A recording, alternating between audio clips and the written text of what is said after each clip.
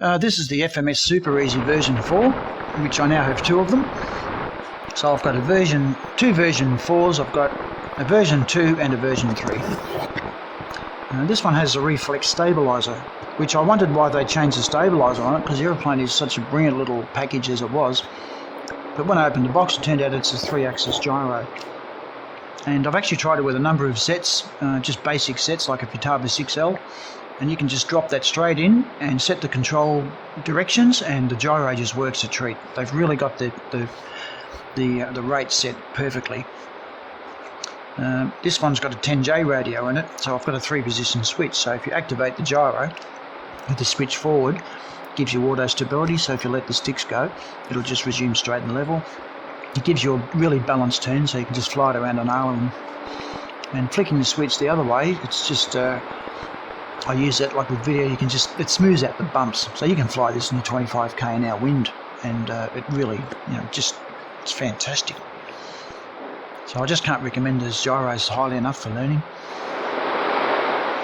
Anyway, this I'm just cruising around now, and my version 3's got a Futaba Gen J in it as well, with the Futaba GPS, and I've just set up a couple of flight modes with it.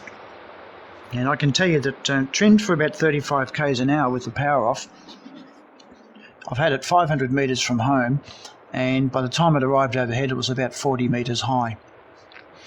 And if you trim it for about 30 km/h, it'll come overhead from the same distance, about 70 metres, which is just sort of what I'm demonstrating a little bit here. Truth be known, I've actually just run out of battery, so I didn't go out half a K, but it's just not cruising in now. You'll see the prop will slowly wind off. Anyway, I cannot recommend this model highly enough for beginning and also experienced flyers. It side slips beautifully. If you want something to learn side slipping, it's fantastic. The undercarriage is spot on. I've not been able to fault the aeroplane at all. I think the spinners, I don't really like the spinner that much. It tends to throw the cone off. But as reported in the magazine, the only thing I can suggest to do is to oil the axles. The wheels are a bit noisy.